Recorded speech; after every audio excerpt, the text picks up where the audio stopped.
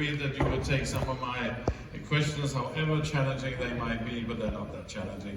And just on the last point, I mean, your crisis management, you've seen ups and downs in your time. You think that Emirates and the industry as a whole is ready for being more agile and flexible and good at adapting to whatever is thrown at them? You know, I think the industry is a very strong one, and I think you've got a lot of people in the business, running these businesses, who are perfectly capable of making the right decisions given the extraordinary circumstances such as COVID. What has been the limiter and the inhibitor and all of that was the way the government's reacted to all of this. And we as Emirates, we witness, of course we're such a global carrier, of the multiplicity of what I call woolly thinking with regard to how to deal with the pandemic.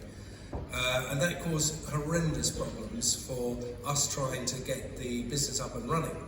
For instance, if you were a check-in agent in Dubai or London or Bangkok, during the course of the pandemic, during the course of one 24-hour period, the rules of a particular country could have changed 7 times.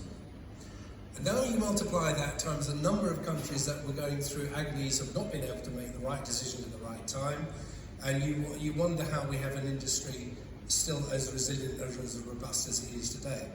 So the industry, I think, is always ready. I mean, we are a dynamic 24/7 operation. We are paid to deal with these fires and firefight as best we can, from the big to the small, and I think we've got a good track record of doing that. Where we get the what I call the third-party stakeholders get involved in the mix of decisions, it makes life incredibly difficult. For instance, I'll give you the example in the summer of 21, when I had a big run-in with John Holland Kane before he left. He's just left Heathrow anyway, where he was unable and demanded that I cut back almost 50% of my passengers already full flights out of Heathrow because they couldn't handle it. And I reminded him that we'd had a conversation at the end of 2020 where I said, John, you need to prepare yourself because when it's going to come back, it'll come back with a vengeance. But as the top man there, he took the decision that the restoration of demand wouldn't occur till 26, 27.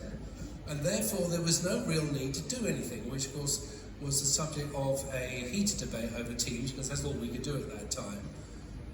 And then it got into the public domain. But there was a lot of that thinking going on. Goodness knows what happened in New Zealand. And I think I said to the Trade Minister of New Zealand about a year ago that if you continue to shut yourself down, you'll become irrelevant. Because your country is now disengaged from the global economy, and you continue to do this.